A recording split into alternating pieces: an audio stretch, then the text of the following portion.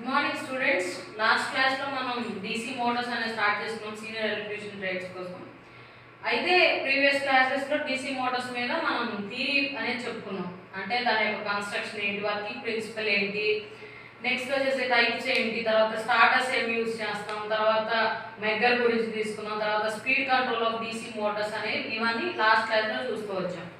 అయితే last class వరకు మనకి డీసీ మోటార్స్ అనేది థియరీ క్లాస్ అనేది కంప్లీట్ అయింది. సో ఇప్పుడు వచ్చేసి ఏంటంటే ఆ డీసీ మోటార్స్ మీద ఉన్న బిట్స్ అన్నమాట. అంటే మనకి ఆల్రెడీ బిట్స్ ఇచ్చారని చెప్పాం కదా, వాటిలో ప్రీవియస్ క్లాసెస్లో డీసీ జనరేటర్స్ మీద ఉన్న బిట్స్ అనేది చూస్తూ వచ్చాం. సో ఈ రోజు క్లాస్ వచ్చేసరికి మనకి దేని మీద అంటే డీసీ మోటార్స్ మీద ఉన్న బ్లాంక్స్. అయితే ఈ రోజు 15 బిట్స్ వరకు చూద్దాం.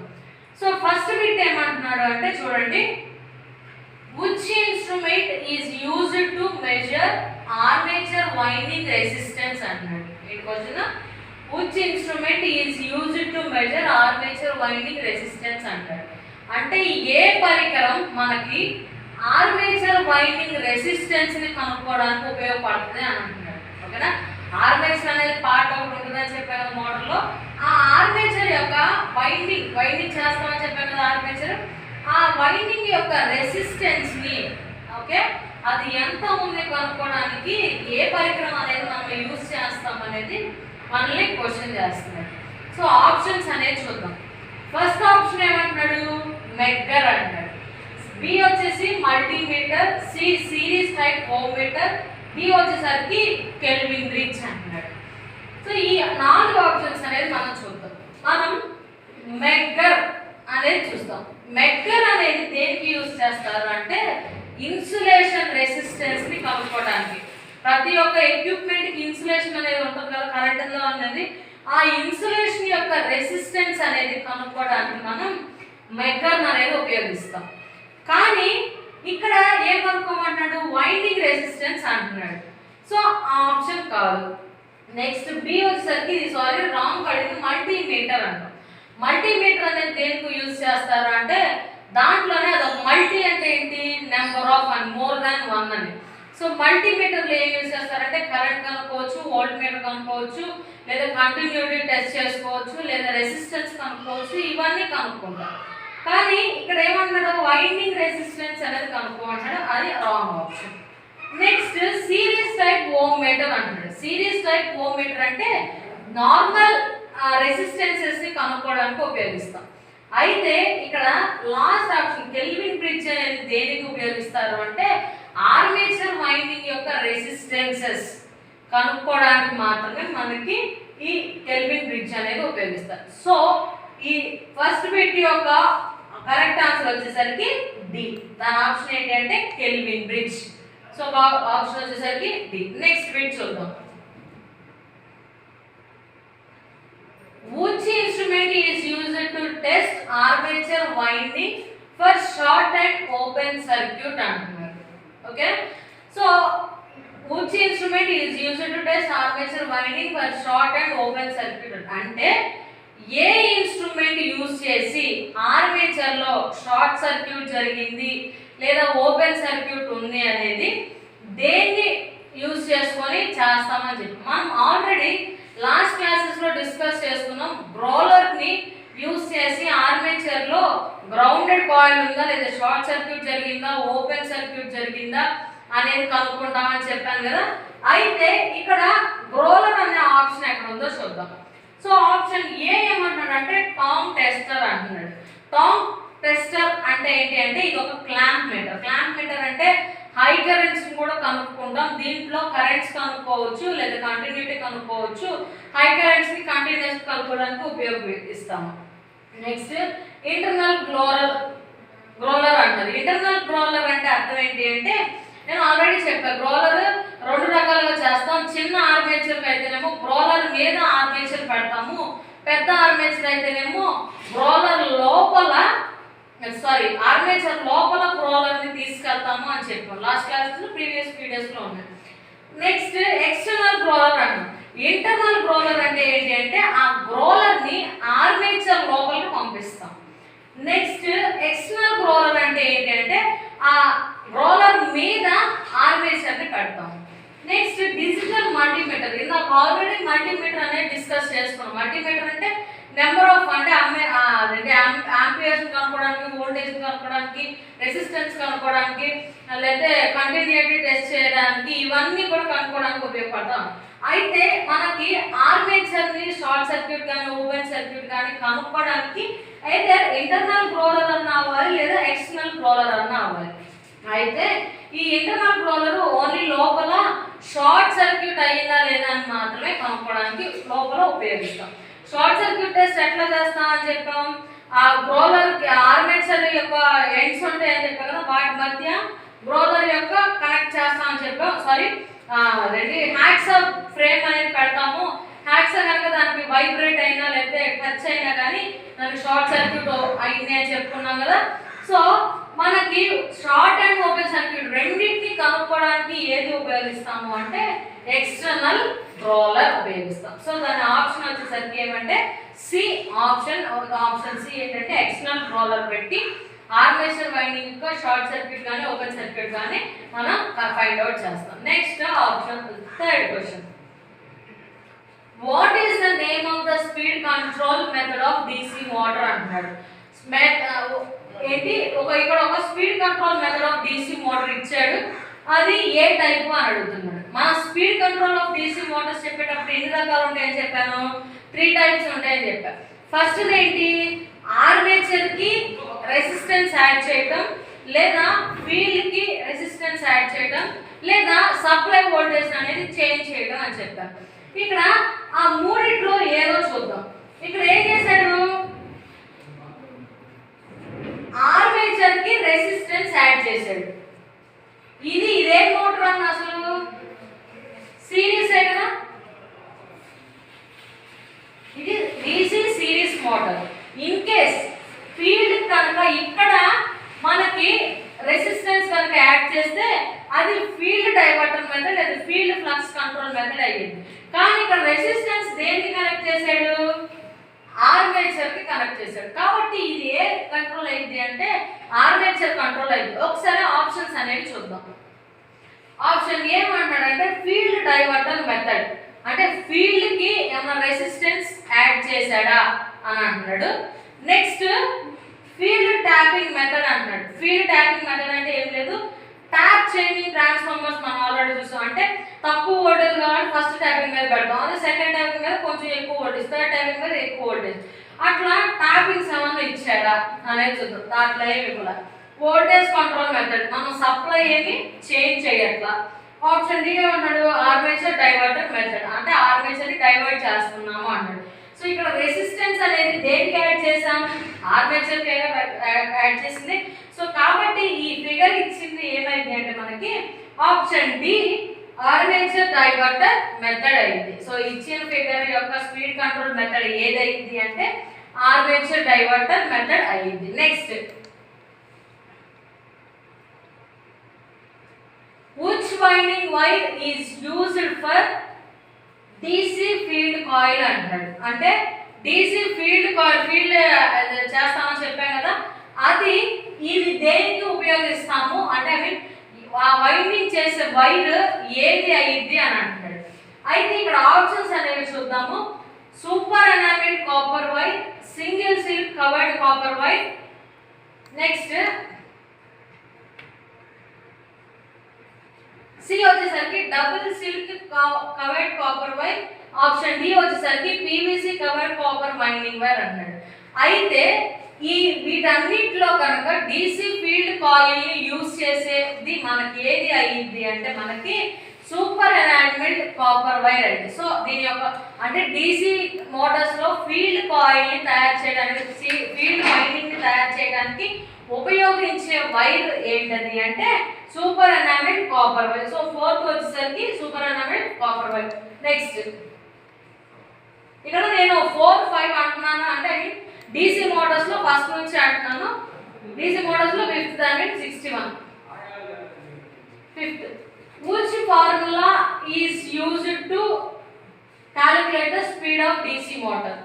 మోటార్ అనేది కొంత స్పీడ్ తో తిరిగిద్ది అని చెప్పాను కదా, ఆ తిరిగిన స్పీడ్ యొక్క ఫార్ములా ఏంటి అని మనం అడుగుతాను. ఆల్రెడీ స్పీడ్ కంట్రోల్ యొక్క రెండు speed control of DC Motors చూసినప్పుడు చూసాము.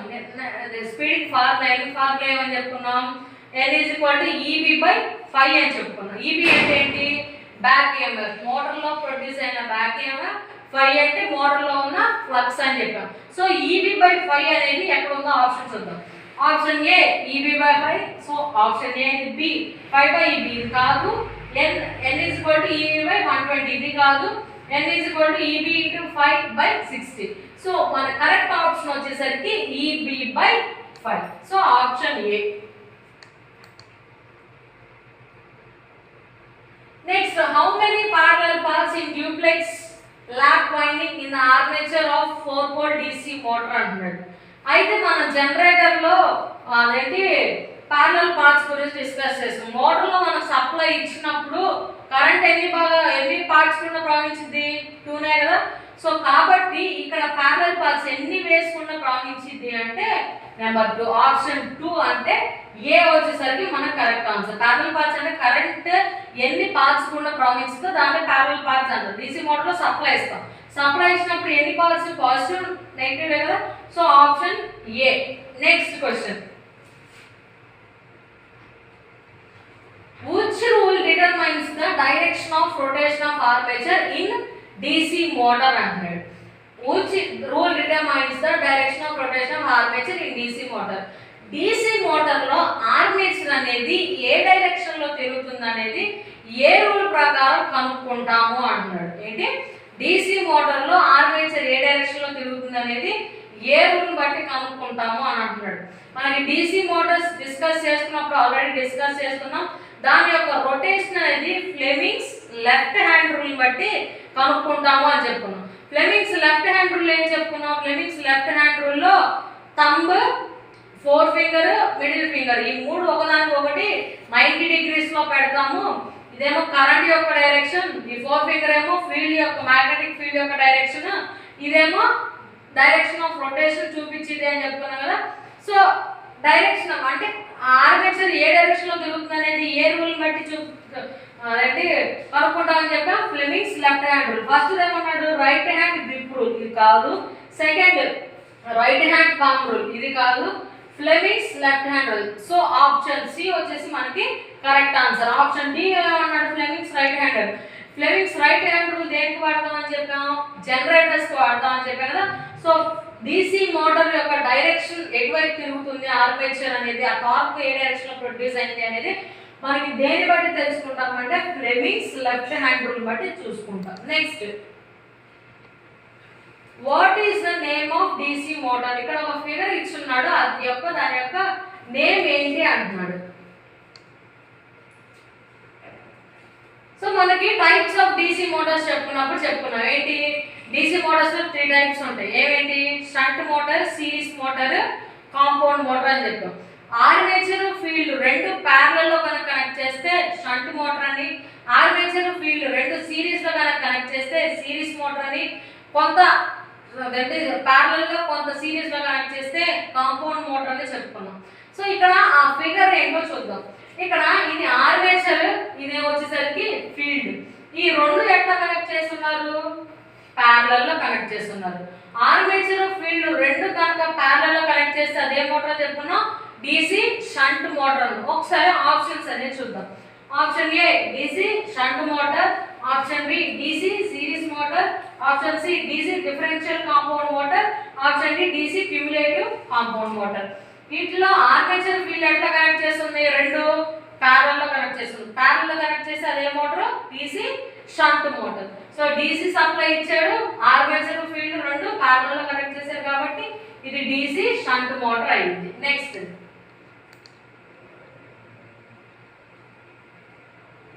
which rule determines the direction of current in DC motor అంటున్నాం. అంటే ఏ రూల్ DC మోటార్ యొక్క డైరెక్షన్ ఆఫ్ కరెంట్ ని అంటే ఏ రూల్ ప్రకారం మనం కనుక్కుంటాం చెప్పి. అసలు DC మోటార్ వస్తే దాని యొక్క ఆప్షన్ కళ్ళు మూసుకొని పెట్టేసేయండి, Fleming's left hand rule. Current direction అయినా లేదా దాని యొక్క డైరెక్షన్ ఆఫ్ రొటేషన్ అయినా దేని బట్టి కనుక్కుంటాము అంటే ఫ్లెమింగ్స్ లెఫ్ట్ హ్యాండ్ రూల్ బట్టి కనుక్కుంటాం. Next question, what is the formula to calculate the current taken by DC shunt motor armature అంటాం.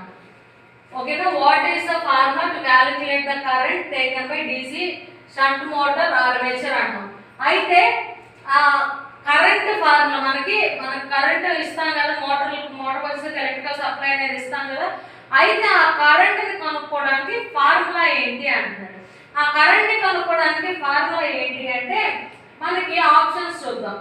I is equal to IA అంటే ఏంటంటే armature current is equal to V by అంటే మనం ఇచ్చిన supply voltage by RA అంటే armature resistance అంటున్నాం. B వచ్చేసరికి IA is equal to back EMF by armature resistance అని అడుగుతున్నాడు. ఆప్షన్ C వచ్చేసరికి IA equal to V minus CB by RA అన్నాడు. ఆప్షన్ C వచ్చేసరికి IA equal to V plus CB by RA అన్నాడు. So నాలుగిట్లో current ని అంటే మనం ఎంత కరెంట్ అనేది మోటార్లో ప్రవహిస్తుంది అనేది కనుక్కోవడానికి ఏ ఫార్ములా బేస్ చేసుకొని మనం కనుక్కుంటాము అంటే option C V minus EB by RA అంటే IA అంటే armature current is equal to V అంటే మనం ఇచ్చిన సప్లై వోల్టేజ్ మైనస్ EB అంటే బ్యాక్ EMF బై RA అంటే ఆర్మేచర్ రెసిస్టెన్స్. ఈ మూడింటిని కనుక క్యాలిక్యులేట్ చేస్తే మనకి ఆర్మేచర్ కరెంట్ అనేది వస్తుంది. సో కరెక్ట్ ఆప్షన్ వచ్చేసి ఆప్షన్ సి. నెక్స్ట్ చూద్దాం. Which rule is applied to identify the direction of flux in DC motor? DC motor ఏ రూల్ అప్లై అయ్యిందని చెప్పాం ఆల్రెడీ ప్రీవియస్ క్లాసెస్ లో. Fleming's left hand rule. So option A వచ్చేసరికి cork screw rule కాదు, right hand grip rule కాదు. Option C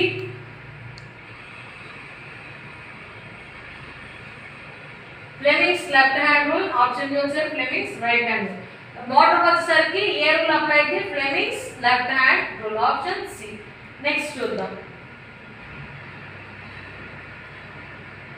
name the type of DC motor అన్నాడు. ఇక్కడ ఒక DC మోటార్ యొక్క ఫిగర్ ఇచ్చాడు, దాని యొక్క పేరు ఏంటో మనల్ని కనుక్కోమంటాడు.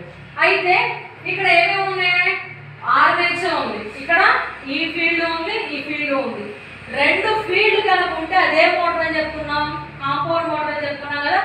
సో ఇది షంట్ మోటార్ కాదు, సిరీస్ మోటార్ కాదు. ఆప్షన్ ఏ ఇచ్చాడు షంట్ మోటార్ ఇచ్చాడు, ఆప్షన్ బి ఇచ్చాడు సిరీస్ మోటార్ ఇచ్చాడు.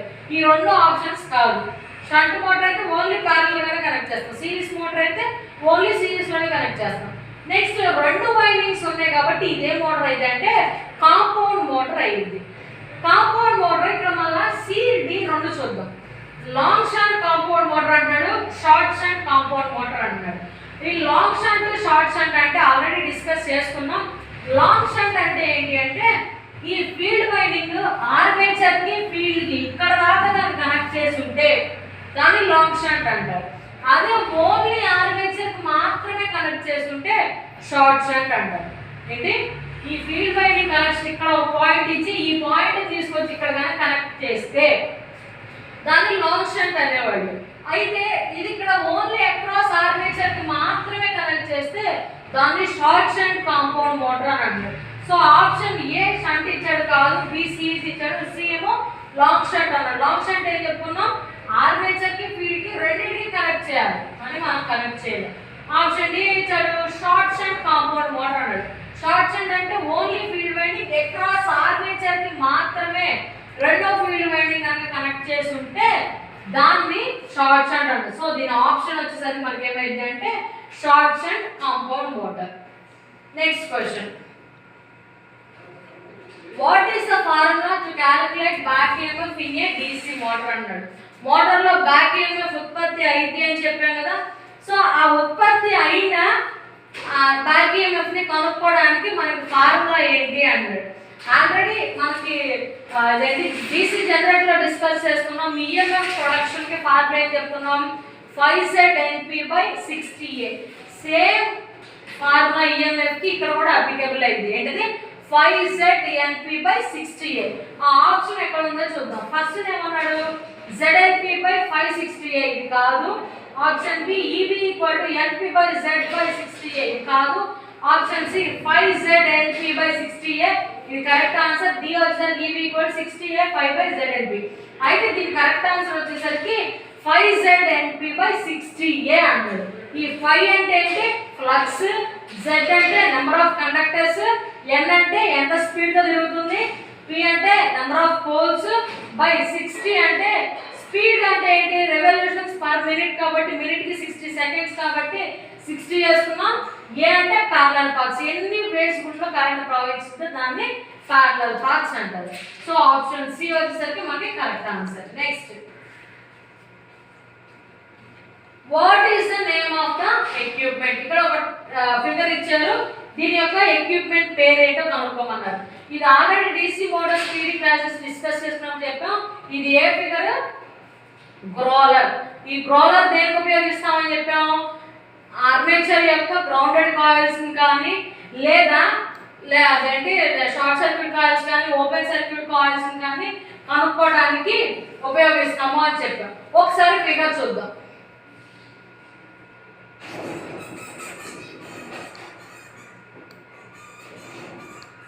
అయితే ఇది గ్రోలర్ అన్నమాట. ఈ గ్రోలర్ దగ్గర ఇదేమో సప్లైకి ఇచ్చేస్తాము, పైనేమో ఇక్కడ ఆర్మేచర్ పెడతాం. ఆర్మేచర్ పెట్టినప్పుడు మనకి కావాల్సిన అదేంటి టెస్ట్ అంటే గ్రౌండ్ కాయిల్ కానీ షార్ట్ సర్క్యూట్ కానీ ఓపెన్ సర్క్యూట్ కానీ ఈ టెస్ట్ అనేది చేస్తాము. ఇది ఆల్రెడీ చెప్పి ఇదే ప్రైమరీ లాగా వర్క్ అయితే మనం పెట్టిన ఆర్మేచర్ సెకండరీ లాగా వర్క్ అయితే ట్రాన్స్ఫార్మర్ ప్రిన్సిపల్ బేస్ చేసుకొని వర్క్ అయితే అంటున్నాం కదా. సో ఈ ఇచ్చిన ఫిగర్ ఏంటి అంటే గ్రోలర్. ఆప్షన్స్ చూద్దాం. ఆప్షన్ ఏ అన్నాడు మెగ్గర్, ఇది కాదు. Option B earth resistance tester అన్నాడు. ఎర్త్ రెసిస్టెన్స్ టెస్టర్ అన్నాడు, అది కూడా కాదు. నెక్స్ట్ ఇంటర్నల్ గ్రోలర్ అన్నాడు, ఎక్స్టర్నల్ గ్రోలర్. గ్రోలర్ రెండు రకాలుగా చెప్పాను కదా, ఇంటర్నల్ ఎక్స్టర్నల్. ఎక్స్టర్నల్ అంటే ఆర్మేచర్ దాని మీద ప్లేస్ చేస్తాం. ఇది ఆర్మేచర్ దాని మీద ప్లేస్ చేస్తాం కాబట్టి ఇది ఏమైంది అంటే ఎక్స్టర్నల్ గ్రోలర్ అయింది.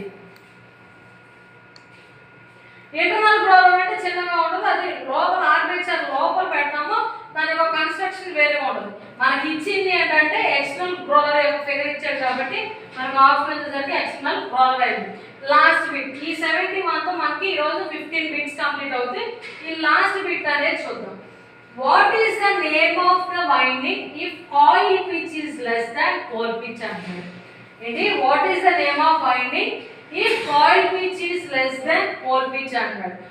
ఆ వైండింగ్ చేశాడు అంటాడు, దాని యొక్క పేరు ఏంటి కనుక్కోమన్నాడు. అయితే దాని పేరు ఇచ్చాడంటే కాయిల్ పిచ్ అనేది పోల్ పిచ్ కన్నా తక్కువ ఉంది అంటాడు. ఆ వైండింగ్ లో కాయిల్ పిచ్ అనేది పోల్ పిచ్ కన్నా తక్కువ ఉంది అంటాడు. సో అట్లా కనుక చేస్తే వైండింగ్ చేస్తే ఆ వైండింగ్ యొక్క పేరు ఏంటి అంటాడు. అసలు ఇక్కడ కాయిల్ పిచ్ పోల్ పిచ్ అంటే ఏంటి? కాయిల్ పిచ్ అంటే ఏం లేదు, మన కండక్టర్ ని ఒక టర్న్ వేస్తాం కదా వైండింగ్ చేసేటప్పుడు, ఫ్యాన్ వైండింగ్ చూసుంటారు. కాయిల్ ఒక టర్న్ వేస్తాం కదా వైండింగ్ చేసేటప్పుడు, ఆ వైండింగ్ ఒక కండక్టర్ యొక్క ఫస్ట్ ఎండ్ కి లాస్ట్ ఎండ్ కి మధ్యలో ఉన్న డిస్టెన్స్ నే కాయిల్ పిచ్ అంటారు. రెండు పక్క పక్కన ఉన్న కాన్సిక్యూటివ్ పోల్స్ యొక్క డిస్టెన్స్ నే పోల్ పిచ్ అంటారు. అంటే ఒక కండక్టర్ ని రెండు కాయిల్స్ ఉంటాయి. ఇప్పుడు ఒక కండక్టర్ ఉంది, దాన్ని ఒక టర్న్ వేసాం అనుకో, ఎన్ని ఎండ్స్ ఉంటాయి? ఇప్పుడు ఇదే అమ్మా, ఇది ఒక కండక్టర్ అనుకుందాం, దీన్ని ఒక టర్న్ వేసా అంటే ఇది ఎన్ని ఒక రౌండ్ తిరిగిందంటే ఎన్ని ఎండ్స్ ఉంటాయి? ఇటు ఫస్ట్ ఉంటుంది, ఇటు సెకండ్ ఉంటుంది.